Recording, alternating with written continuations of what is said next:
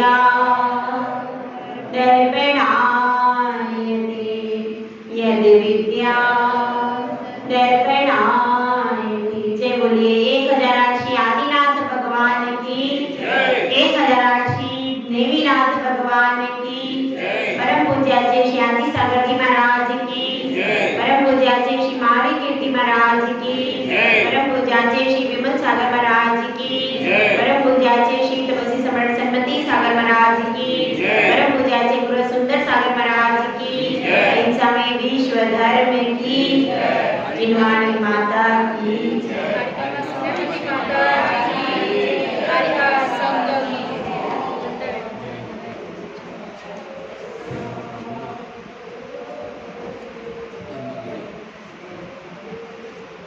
एक पथिक था, बहुत देर से रास्ते पर चल रहा था।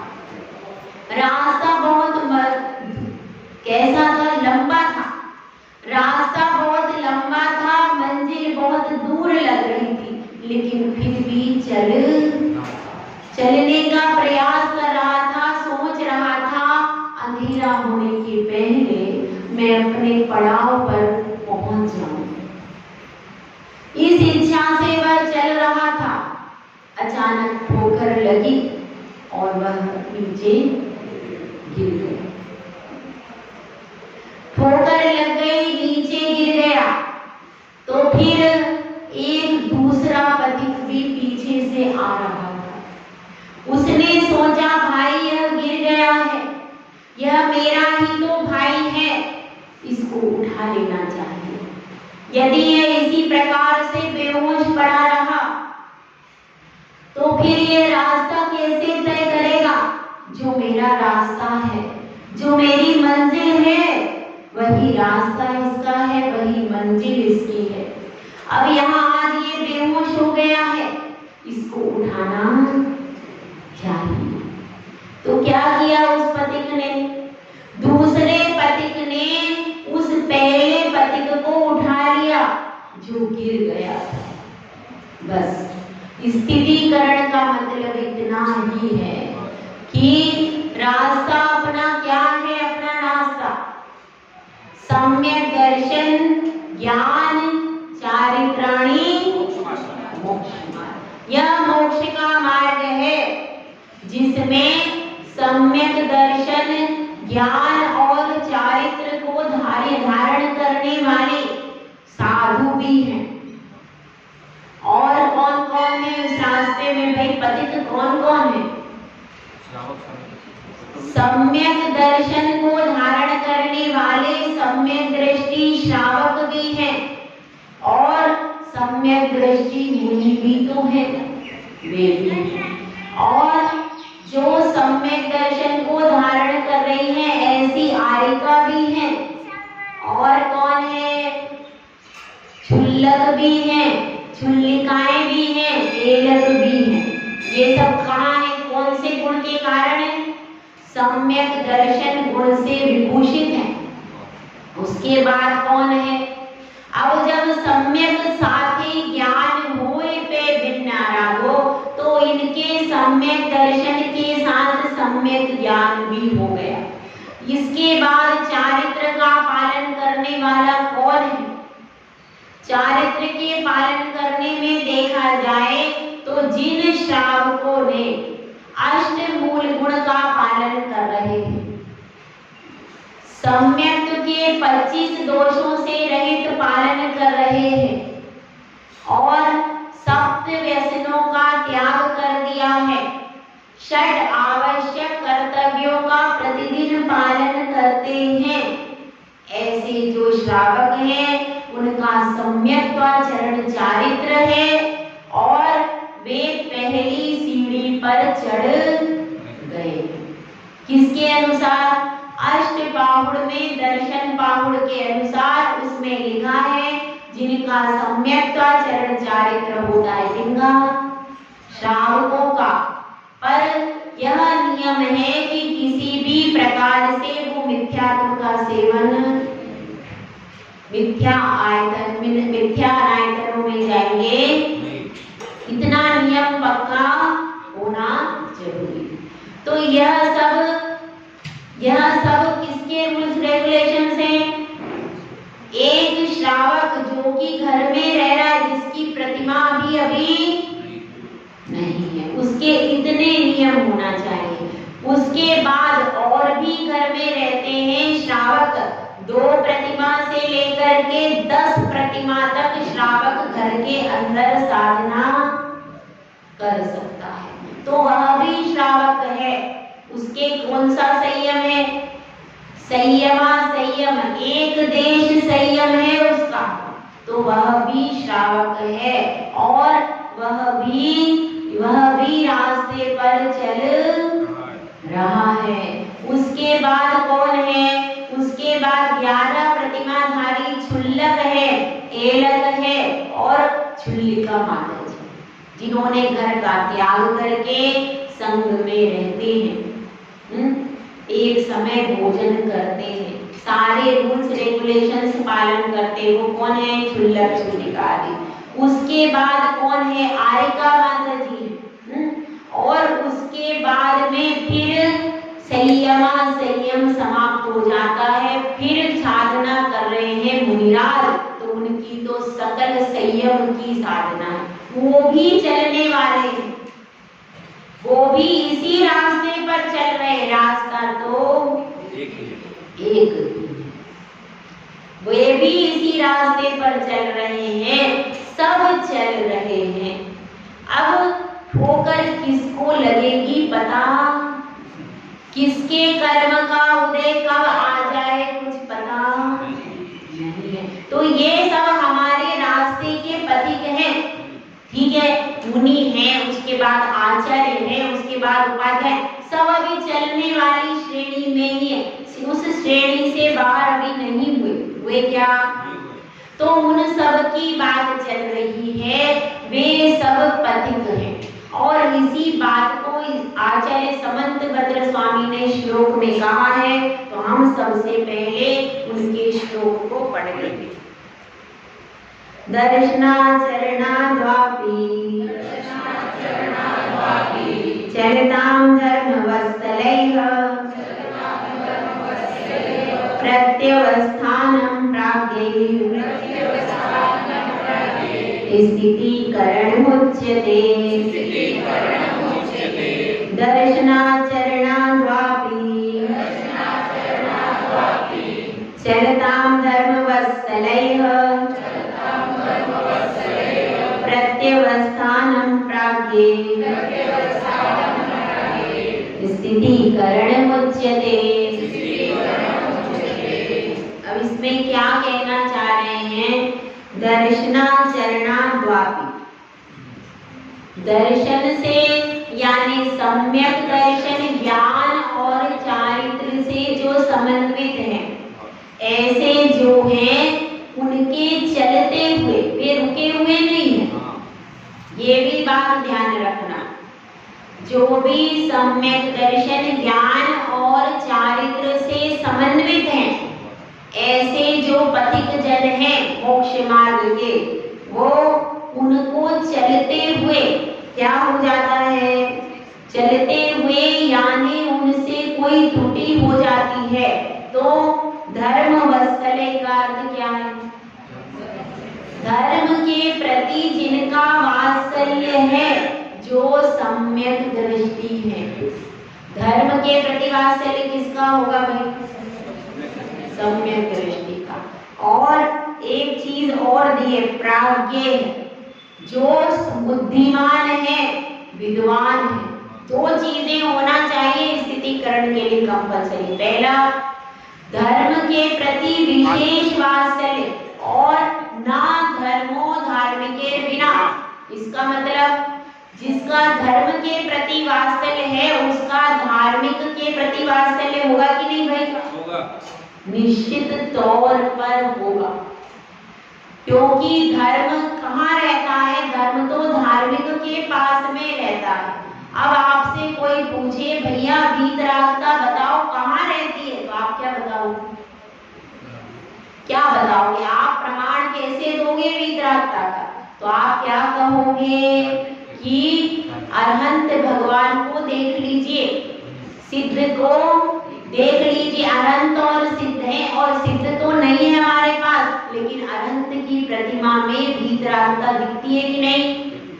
अपने आप दिखती है कि यहाँ पर राग द्वेष का कोई भी साधन, परिवार नहीं है, मित्र नहीं है, इष्ट नहीं है, और वस्त्र भी नहीं है, आभूषण भी नहीं है, कुछ भी नहीं है, अपनी आत्मा में लीन है। तो उनके वेश से ही वीतरागता झलकती है कि नहीं?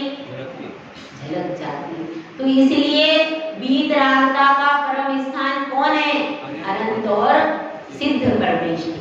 वे ही इसी प्रकार से सम्यक दर्शन भाई कहाँ रहता है? एक ढूंढ के ला दो भाई, कहाँ है सम्यक दर्शन? हमारी आत्मा में है, यानी हर धर्मात्मा की आत्मा में सम्यक दर्शन छुपा हुआ है, सम्यक ज्ञान छुपा हुआ है, और सम्यक चारित्र भी। रत्नत्रय कहाँ है? हमारी आत्मा में है, बाहर कहीं खोजने जाना नहीं है।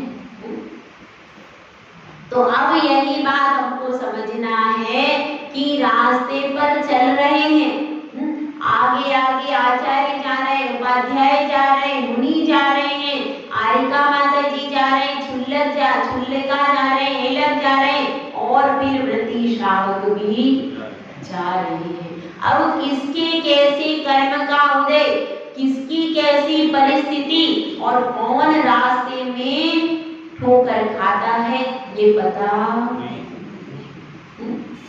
अब कल तक ठोकर खाने की बात आई थी, और उसमें ये कहा गया था कि यदि आपने दोष देख लिया तो क्या कर लेना? मुंह बंद कर लेना, दुनिया में जाके गाना नहीं गाना, सबके पास प्रचार प्रसार नहीं करना। ये कल आपको सिखा दिया। अब यहाँ पर चतुर श्रावक प्रश्न कर रहा कि आपने तो कह दिया कि कहीं जाना नहीं, लेकिन अब दोष को निवारण कैसे करें? दोष को निवारण करना भी तो जरूरी। अब बच्चे की नाक बह रही तो भाई पोंछना तो पड़ेगा, नहीं पोंछेंगे तो क्या होगा? इसी तरह से जो दोष उत्पन्न हो गया है उसको दूर तो करना ही पड़ेगा। और ये तो आप करते हैं कि बच्चे की नाक आई हो तो तुरंत उसका मुंह ढक करके चुपचाप कहीं कोई देख न ले। कैसे करते हैं? अरे मेरे बच्चे, तुरंत उसका मुंह साफ नाक साफ कर देते, पता भी नहीं चलने देती, पड़ोसी बातों में लगा लेते और तुरंत इतनी सावधानी से, बहुत सावधानी, कहीं पता ना चल जाए, ऐसी सावधानी, ऐसी ही सावधानी यहाँ पर बतानी है, यहाँ पर रखना है। इसीलिए यहाँ पर दो शब्द दिए। क्या शब्द? पहला धर्म वत्सले, धर्म और धर्मात्मा के प्रति विशेष वात्सल्य होना चाहिए, इतना वात्सल्य कि उसमें काम भी हो जाए और पता भी। स्थितिकरण इतनी चुपचाप होना चाहिए कि आवाज, पड़ोसी को आवाज भी ना आए, और हमारा काम, जैसे हमारे घर में यदि कुछ हो जाता है तो अपन क्या करते हैं? उसको दबा के छुपा के रख लेते, उसको उजागर नहीं करते। इसी तरह से ये रास्ता है, और वह दिगंबर मुनिराज जो है वे हमारी संपत्ति है। किसकी संपत्ति है? पंचायत की संपत्ति हमारी। यदि आज दिगंबर मुनिराज नहीं हो, क्षुल्लक आरिका आदि नहीं हो, तो आपके धर्म की पहचान ही दिगंबर मुनिराज से आपके धर्म की पहचान है। आप क्या लिखते हो यहाँ पर? दिगंबर जैन समाज का मंदिर, समाज दिगंबर है, मुनिराज ही आपकी पहचान है। यदि इस दिगंबर जैन समाज में से मुनिराज हटा दिए जाए तो कुछ बचेगा भाई? कैसे पहचान होगी? आपके पास क्या रह जाएगा? आपकी समाज दिगंबर जैन, आप कैसे प्रूव करोगे? बताओ, कैसे प्रूव करोगे? प्रूव नहीं कर। इसीलिए साधु जो है यह हमारे लिए अमूल्य निधि है। आप करोड़ों रुपया दे करके भी एक साधु बना नहीं सकते। सकते हो? नहीं बना सकते। कितना ही प्रयास करो, कितना ही पुरुषार्थ करो, लेकिन एक साधु जब उसको सही अर्थों में किसी को वैराग्य होता है तब जाकर के वह साधु बनने का कदम उठा लेता है। तो अब यहाँ पर बात चल रही है, किसकी बात चल रही? सबसे पहले हम आप लोगों की बात करेंगे। अपन तो क्रम से चलने वाले हैं, क्रम से चलेंगे। सबसे पहले बात की जाएगी सम्यक दृष्टि श्रावक की, कि एक श्रावक है। अब इसमें एक कथन आता है गांधी जी का, कि गांधी जी के बारे में कथन आता है कि गांधी जी जब शुरू में धर्म के प्रति विश्वसनीय नहीं थे, तो उनको किसी ने कहा कि आप धर्म परिवर्तन कर लो। तब श्रीमद राजचंद्र जी ने उन्हें समझाया कि भैया धर्म परिवर्तन नहीं करना, अहिंसामयी धर्म जो है यही हमारे लिए पालन करने योग्य है, और आप अन्य धर्म परिवर्तन नहीं करना, क्योंकि दो ही ऐसे लोग हैं जो धर्म परिवर्तन करवाते हैं, आपको पता है, ठीक है। तो अपने को यह समझना। और भी एक बहुत अच्छी घटना, तपस्वी सम्राट आचार्य श्री सन्मति सागर महाराज जी के पास की घटना आपको सुनाते, बिल्कुल सत्य घटना। वह घटना क्या है कि इंदौर में कोई एक बहुत बड़ा व्यापारी था। वह व्यापारी था, अपना व्यापार करता था। कदाचित कर्म का उदय ऐसा आया कि व्यापार में घाटा हो गया। घाटा हो गया तो अब घाटा हो गया तो एकदम तो पूर्ति होती नहीं, कर्जदार पीछे लग गए। अब क्या कैसे चुकाए? एकदम तो चुका नहीं पाया, बड़ा परेशान हुआ। नौबत ऐसी आ गई कि वह इंदौर से भागकर जबलपुर आ गया, और जबलपुर में भी उसे कहीं शरण नहीं मिली। पता नहीं क्या परिस्थिति हुई कि वे एक मुस्लिम के यहाँ पर सर्विस करने लगा। उसकी दुकान पर वह क्या करने लगा? नौकरी करने लगा। अब क्या हुआ? अब फिर भी उसको मन में तो लगता ही है मेरा कर्जा कहीं से चुक जाए। उसी पूरी कमाई उसकी कर्जा को चुकाने में चली जाती थी। तो अब एक दिन उसने अपने मन की बात कही अपने मालिक से कि ऐसी ऐसी मेरी समस्या है, मेरा इतना कर्जा हो गया। तो उस मालिक ने उसे सलाह दी, आप धर्म परिवर्तन कर लीजिए, यदि आप हमारे धर्म को स्वीकार कर लेंगे तो पूरा कर्जा हम आपको चुका देंगे। तो अब उसके मन में आया क्या मैं धर्म परिवर्तन कर लूं? तो उसके मन में विचार आया इससे तो मरना ही अच्छा है, लेकिन धर्म परिवर्तन में नहीं करूं। अब उसने सोचा कि चलो अपन सुसाइड कर लेते, ऐसा उसने विचार किया। फिर क्या होता है कि वहां पर कहीं उसने वो देख लिया, ऐसा पहले पोस्टर छपते थे, पहले की घटना है अभी की नहीं। पहले क्या होता था, बड़े बड़े पोस्टर छपते थे। तो तपस्वी सम्राट आचार्य सन्मति सागर महाराज जी का पोस्टर उसने देखा, कहीं मंदिर में कहीं देखा होगा।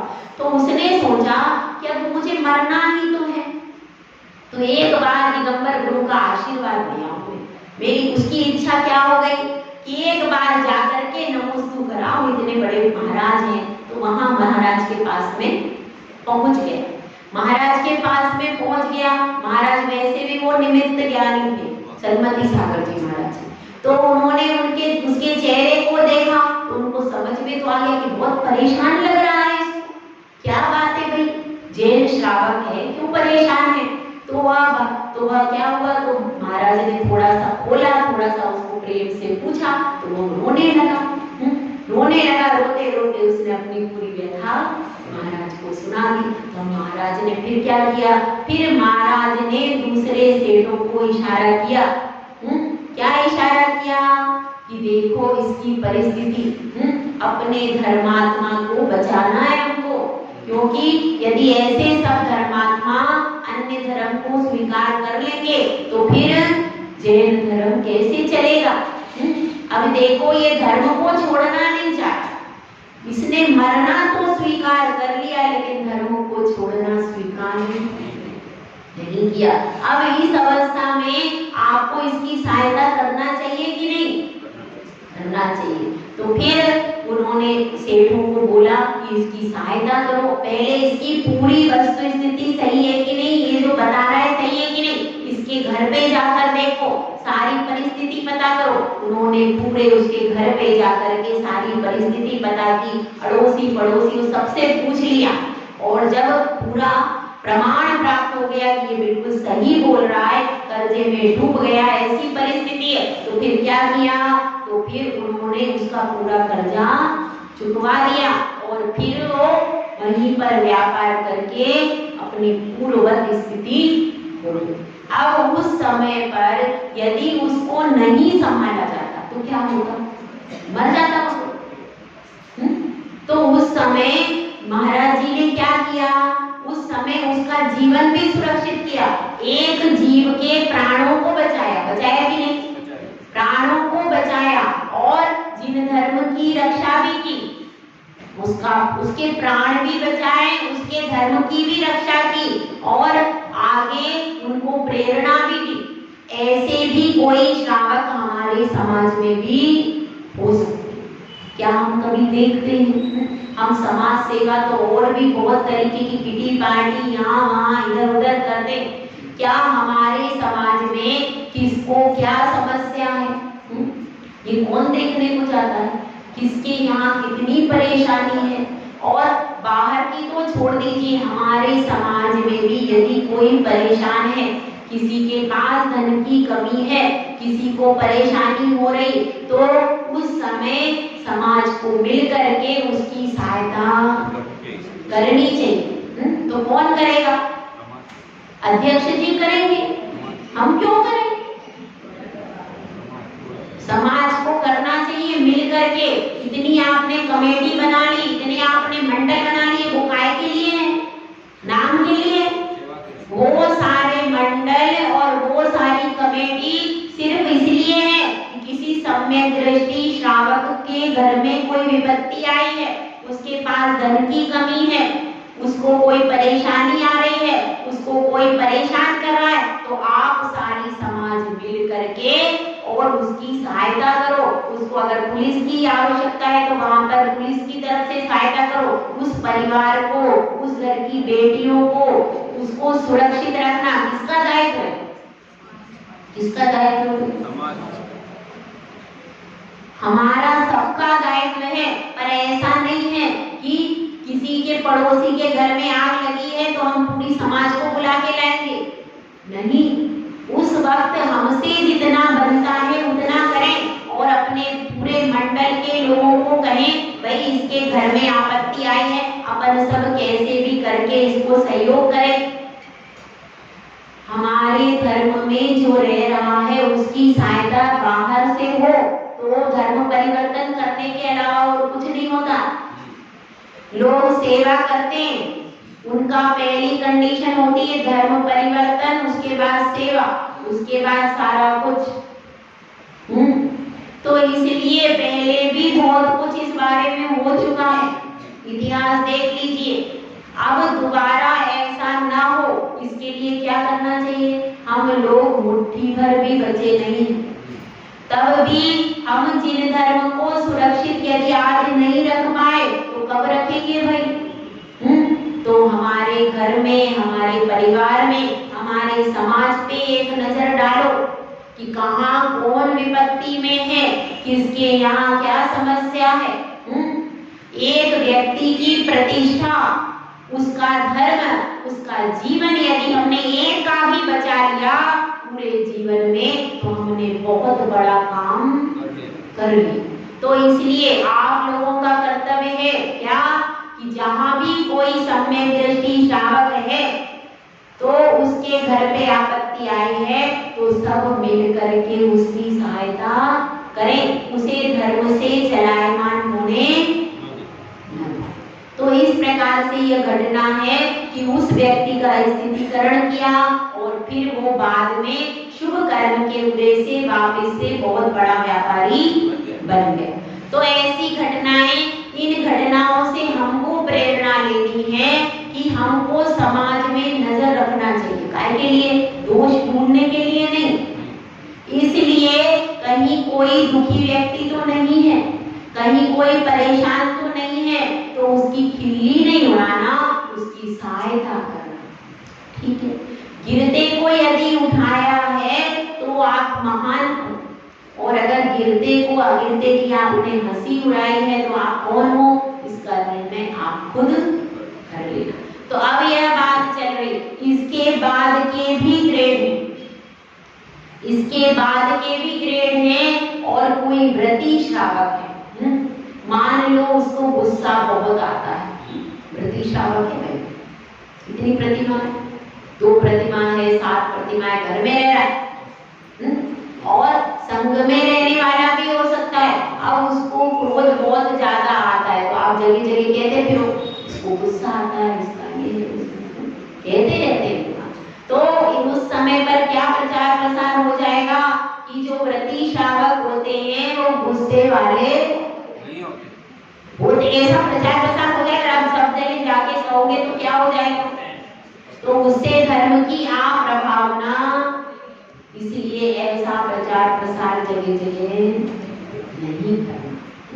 इस चीज को समझना, व्रती जो है उसके गुणों को देखे, और कोशिश ये करना चाहिए कि हम ऐसा माहौल बनाएं कि जिससे उसको गुस्सा नहीं, ये पूरा वातावरण पर डिपेंड होता है। तो अब हमारी बात आगे चल रही है, आगे हमें यह समझना है कि स्थितीकरण कैसे करें, स्थितीकरण की विधि क्या है, क्योंकि बिना विधि के यदि आप मिठाई बनाओगे तो कैसी बनेगी। मालूम है चाशनी क्या करते हैं, गुलाब जामुन की चाशनी अलग होती है और बूंदी की चाशनी, रसगुल्ले की चाशनी है वही, क्या पानी और शक्कर 2 ही चीजें हैं, लेकिन चाशनी में कितना अंतर है, जरा सा अंतर हो जाए तो तीनों चीजें बिगड़ जाती है। पता है आपको, जिस तरह से हम उसमें ध्यान रखते हैं उसी तरह से स्थितीकरण में भी ध्यान रखना पड़ेगा कि स्थितीकरण करते समय सबसे पहले वात्सल्य कम होना नहीं चाहिए। आप अगर डांट रहे हो, तुमने ऐसी गलती की, तुम्हें पाप पड़ेगा, अगर डांट कर स्थितीकरण कभी भी हो 3 काल में भी संभव नहीं है। स्थितीकरण करने के लिए सबसे पहले आपकी वचन वर्गणाएं बहुत धीमी होना चाहिए, धीमी होना चाहिए और शांति होना चाहिए, क्योंकि अगर आप भी उग्र हुए, सामने वाला तो जो है सो है, तो क्या होगा, दोनों तरफ से उग्रता हो जाएगी, उग्रता में स्थितीकरण संभव नहीं। और लिमिटेड शब्दों का प्रयोग, बिना शब्दों के प्रयोग के भी स्थितीकरण कर दिया गया, एक शब्द भी बिना हो, ऐसा संभव है, पर ऐसा हुआ है। और वह इसी स्थितीकरण में कहानी सुनाई जाती है, उस स्थितीकरण में एक शब्द भी सामने वाले से नहीं बोला गया और पूरा स्थितीकरण, वो किसका, मुनिराज का। बताओ कितनी बड़ी चीज है, वो बहुत आदर्श उदाहरण है स्थितीकरण का, उससे बढ़कर के उदाहरण कभी भी नहीं मिल सकता। इतना बड़ा उदाहरण है कि जिसमें सामने वाले से एक शब्द भी नहीं बोला और पूरा स्थितीकरण हो। इसको क्या कहेंगे, इसको कहते हैं टेक्निक, प्राज्ञ।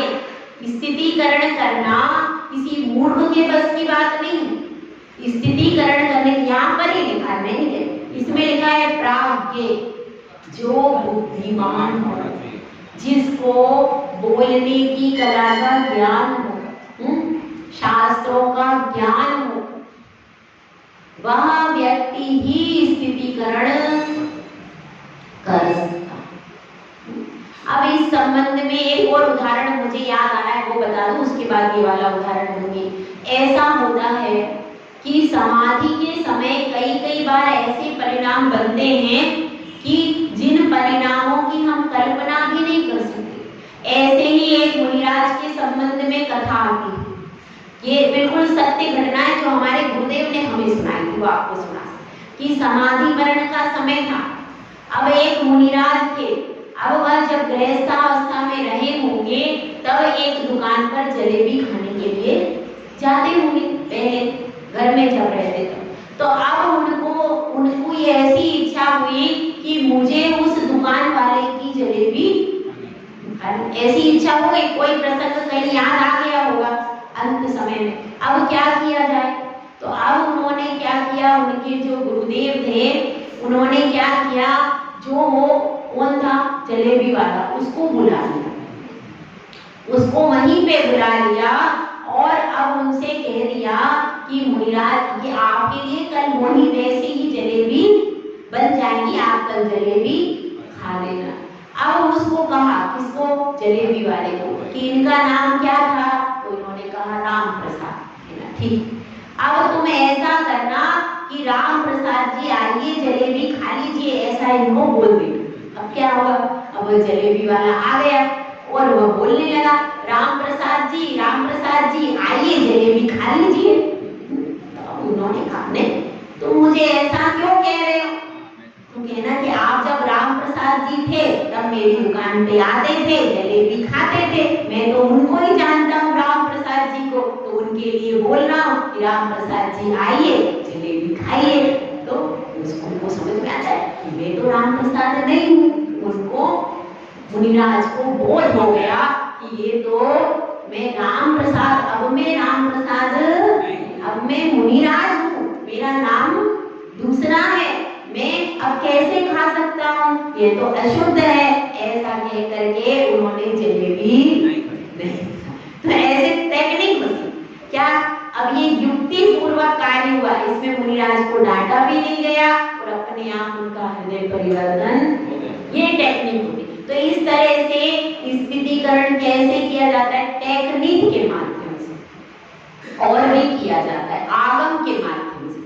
अब सब किसी ने उपवास किया, समाधि मरण का प्रसंग है ये, उपवास धारण किया और गर्मी के दिन थे, अब उस समय शरीर में अन्न पानी ग्रहण करने की शक्ति बिल्कुल भी नहीं, और मई जून का समय चल रहा।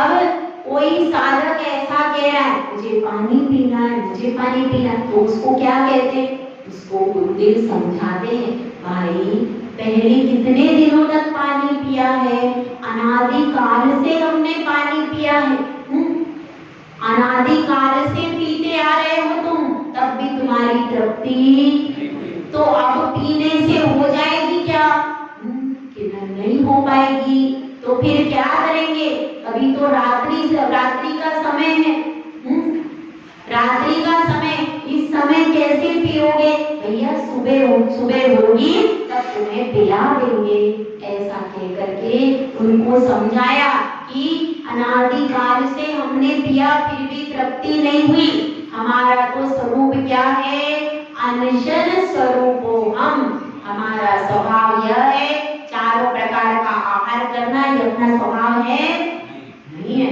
ऐसा उनके मन में फिर वही बात बैठ गई। अब सुबह हुई, अब गुरुदेव आए कि भाई अब चलो तुम पानी आदि ग्रहण कर लो, तो वो कहते नहीं, मेरा तो चारों प्रकार के पानी का मैंने त्याग कर दिया है, इस भोजन से मेरी तृप्ति नहीं होगी। तो ऐसे स्थितिकरण आगम के माध्यम से किया जाता है। पहले मैंने युक्ति के माध्यम से बताया, अब आगम के माध्यम से बताया।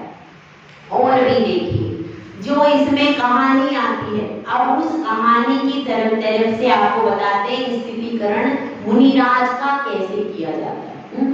यह कहानी है कहाँ की, राजगृही नगरी में राजा श्रेणिक राज्य करते थे और उनकी पटरानी कौन थी, चेलना, चेलिनी भी आया है इसमें शब्द। और उस नगर का मंत्री था अग्निभूति, उस अग्निभूति मंत्री का एक पुत्र था, उसका नाम था पुष्पड़ा। और जैसे कि होता ही है, राजकुमार और मंत्री पुत्र साथ में खेलते हैं, तो चेलिनी का पुत्र था वारिशेन और मंत्री का पुत्र था पुष्पड़ा। तो सब बच्चे साथ में खेलते, क्योंकि राजा के राजकुमार भी हर व्यक्ति के साथ में खेलते, क्योंकि हर व्यक्ति के साथ में खेलेंगे तो कुसंगति हो सकती है, इसीलिए वह मंत्री आदि के साथ में ही रहते थे। तो मंत्री के पुत्र का नाम पुष्पडाल था और उसके साथ में खेलते खेलते वे बड़े हुए। अब बड़े हुए तो बाद में उनको कौन सी घटना से वैराग्य हुआ?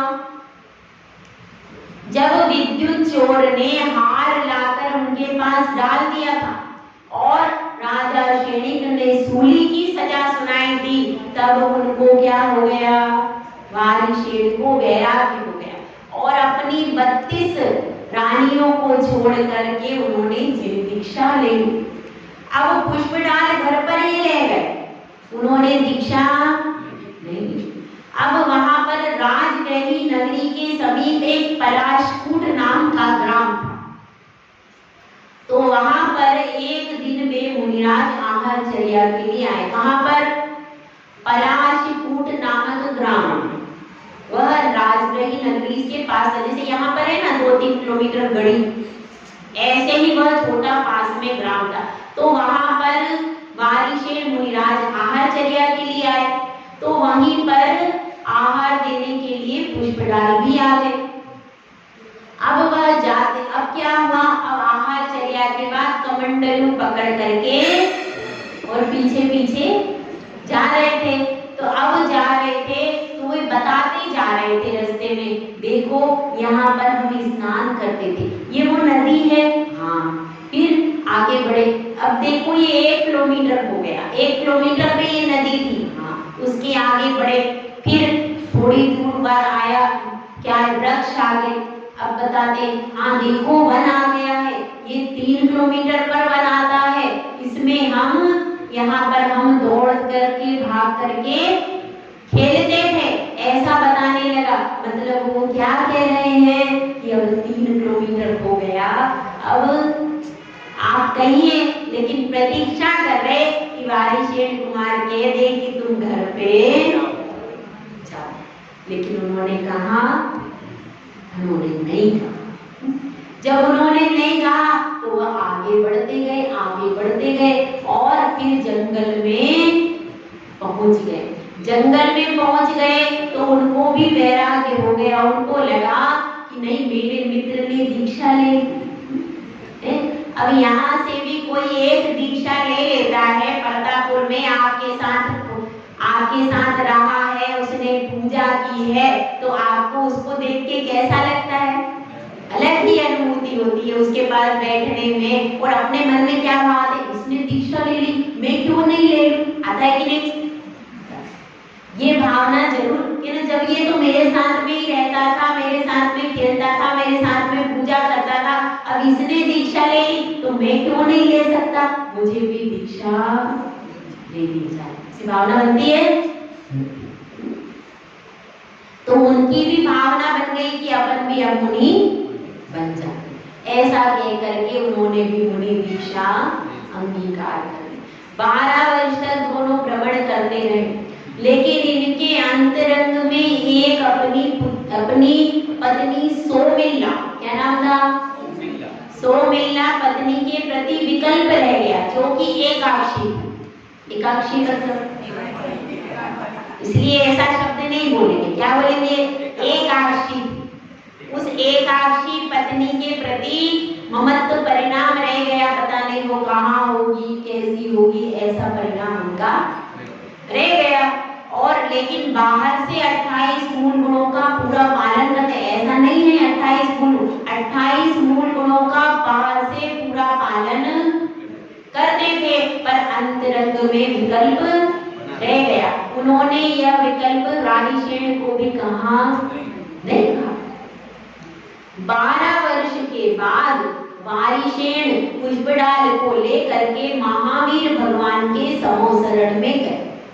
वहां पर देवताओं ने एक गीत गाया कि ये पृथ्वी है, हे नाथ, जब आप पृथ्वी से विहार करके जाते हो, क्योंकि समोसरण एक स्थान पर लगता है, फिर दूसरे स्थान पर लगता है, ऐसे लगता रहता है, और एक ही पृथ्वी पर तो भगवान हर समय रहते नहीं, विहार करते रहते। तो वह पृथ्वी क्या कह रही है? तो क्या उपमा दी है? मैल कुचेली धूमड़ी, जैसे कि दुम्मड़ी यानी स्त्री, स्त्री कैसी हो जाती है जब उसका पति प्रवास पर चला जाता है तो उसकी स्त्री मैली कुचैली रहती है, और कैसी रहती है, आभूषण नहीं पहनती, उत्तम वस्त्र नहीं पहनती है। और उसी प्रकार जब आप पृथ्वी को छोड़ करके ही चले जाओगे, मतलब उसको तो उम्मीद है, क्या उम्मीद है कि मेरा पति वापस लौट करके आ जाएगा, उसको उम्मीद है। लेकिन उस पृथ्वी की तो बात ही क्या है कि जिस पृथ्वी को आप छोड़ करके विहार करके चले गए, तो उस पृथ्वी की दशा का वर्णन कौन कर सकता है। अब यह तो महावीर भगवान और पृथ्वी की बात चल रही थी कि आप जगह जगह विहार करते हो तो वहां की धरा सूनी हो जाती है। इस प्रकार से देवताओं ने गीत गाया, लेकिन इसको अपनी पत्नी सौमिल्ला के संबंध में पुष्पराज ने लगा लिया। उन्होंने यह सोचा कि जब इस प्रकार से पृथ्वी रहती है तो मेरी उस एकाक्षी सौमिल्ला की क्या दशा होगी, उसको तो मैं छोड़ करके आ गया, 12 साल बीत गए, ऐसा सोचने लगे। और उनके चेहरे के हाव भाव से, और वह गीत तो उन्होंने सुना नहीं, और उनके चेहरे के हाव भाव से वाणिशेन पहचान गए कि इसके मन में वो सौमिल्ला के प्रति राग भाव आ। तो अब और फिर उन्होंने क्या किया, वह समो शरण से निकले और नगरी की ओर जाने लगे।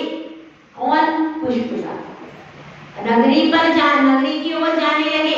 वाणिशेन ने भी उनका पीछा किया, और पीछा करने के बाद जब इनको लगा कि ये तो राजगृही नगरी में प्रवेश कर रहे हैं, तो एक सेवक को बुलाया, क्योंकि राजा तो उन्हीं के पिताजी थे, तो एक सेवक को बुलाया और उस सेवक को बुला करके कहा, मैं राजमहल में आ रहा हूँ, मेरी माता चेलना से कह देना मेरी जो 32 रानियां हैं उनको 16 श्रृंगार करके तैयार कर दो, ऐसा संदेश भिजवाया। अब वह सेवक संदेश लेकर के और कहाँ आ गया, राजमहल में पहुंच गया। वहां पर माता चेलनी को सारा संदेश सुना दिया। चेलनी तो संदेश सुन करके उसको तो क्या हो गया, बिल्कुल वो तो घबरा गई कि क्या हो गया है, कैसे क्या हो गया, मेरा पुत्र और इस तरीके से बोल रहा है, क्या बात है। लेकिन उसने सोचा कि बिना जांच पड़ताल किए निर्णय लेना उचित नहीं है, तो अपन भी परीक्षा करेंगे।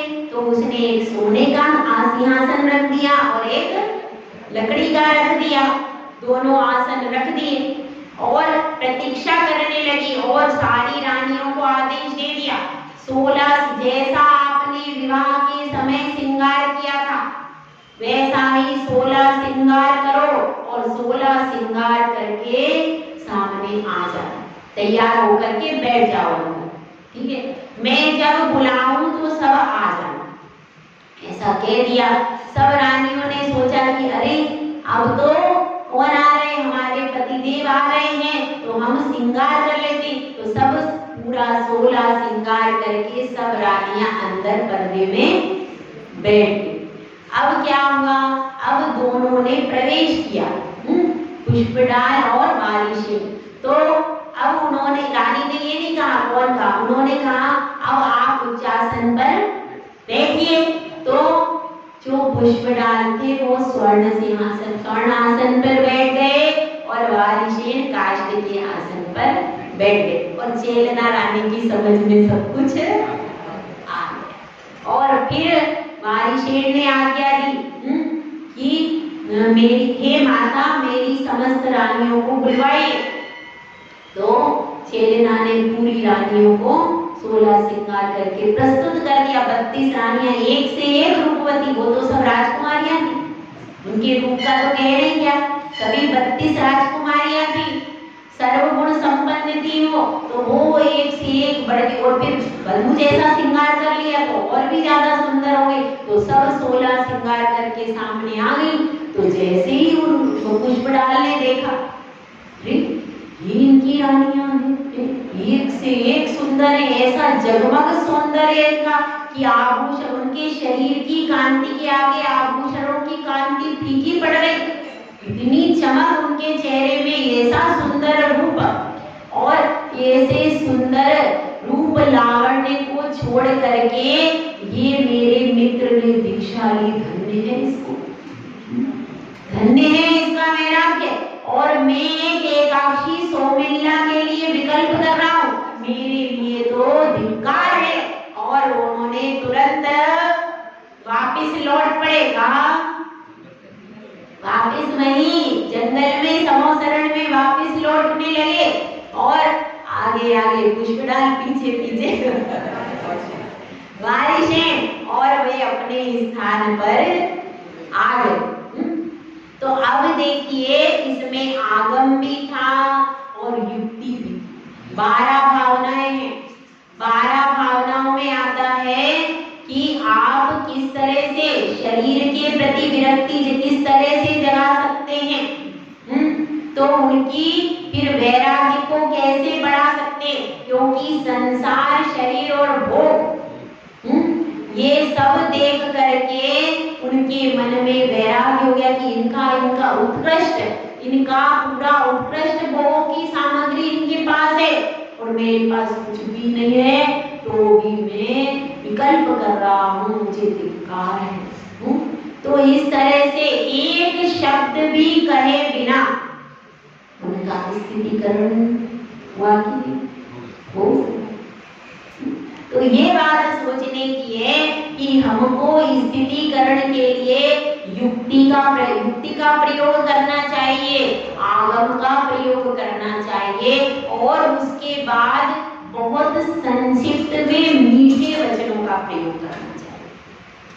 जितने मीठे वचन कहेंगे, और धमकी और धिक्कार नहीं देना चाहिए, ऐसा करोगे तो तुम्हारा ऐसा हो जाएगा, ऐसी धमकी दे करके स्थितिकरण कभी भी होता, डांट करके स्थितिकरण, ये सब स्थितिकरण की विधियां, इन विधियों से आगम में स्थितिकरण करने का तरीका बतलाया है। तो इस स्थितिकरण के तरीके को किसको सीखना है, किसको सीखना? हमारे लिए यदि हम गिरते हैं, कोई गलती होती है, तो कौन सुधारता है? गुरुदेव। ठीक है, गुरुदेव ही सुधारते हैं। तो गुरुदेव के अपन चरणों में जब समर्पण करते हैं तो गुरुदेव उस गलती को निकालते हैं। तो गुरुदेव कैसे होते हैं? वह हमारा पूर्ण स्थितिकरण करने में सक्षम है। संसार के प्राणी तो राग द्वेष के वशीभूत होकर के आपका स्थितिकरण करें अथवा नहीं, लेकिन गुरुदेव कैसे होते हैं? अब आनंद तो आ नहीं सकते, तो कौन होते हैं? साथ के जो गुरुदेव होते हैं वे हमारा स्थितिकरण करते हैं। तो यहाँ पर 4 पंक्तियों में उसी स्थितिकरण को बताया है। भंवरों में फंसी नैया, गुरुवर पतवार हुए। बोलो, भंवरों में फंसी नैया, गुरुवर पतवार हुए। कांटों में घिरी दुनिया, गुरुवर गुलजार हुए। कांटों में घिरी दुनिया, गुरुवर गुलजार हुए। सूने पथ पर जब भी गुरु तुमको पुकारा है, सूने पथ पर जब भी गुरुवर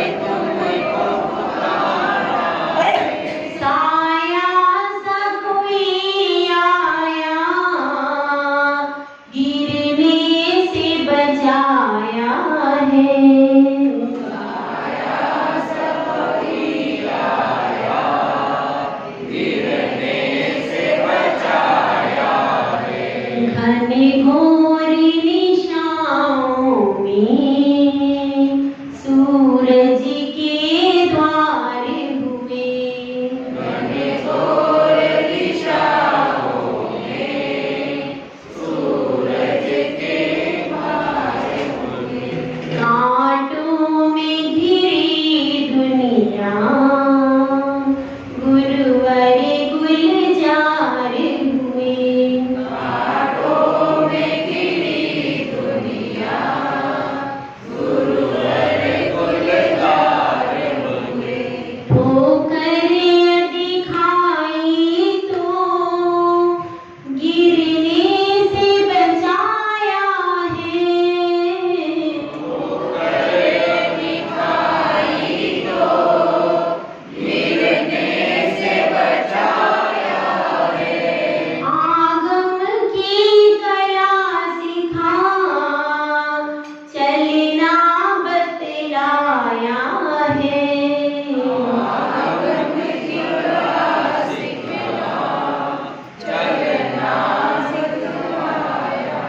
अज्ञान अंधेरों में सुज्ञान के पार हुए।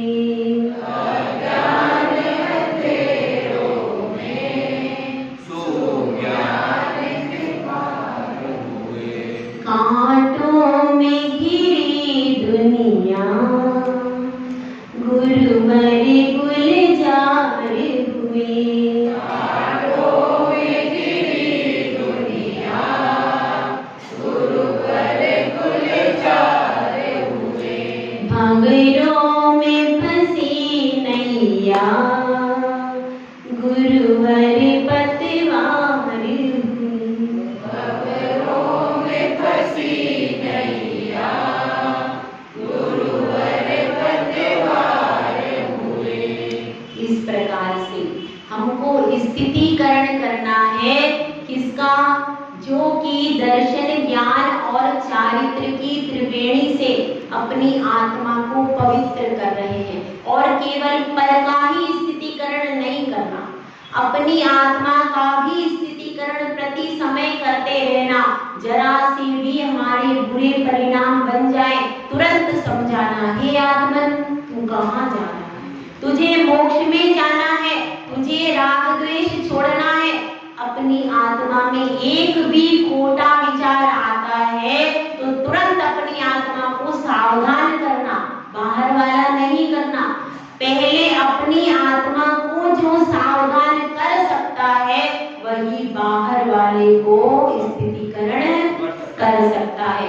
तो हम सब स्व और पर का स्थितीकरण करके अपनी आत्मा को शुद्ध करें। जय बोला जय श्री सुंदर सागर महाराज।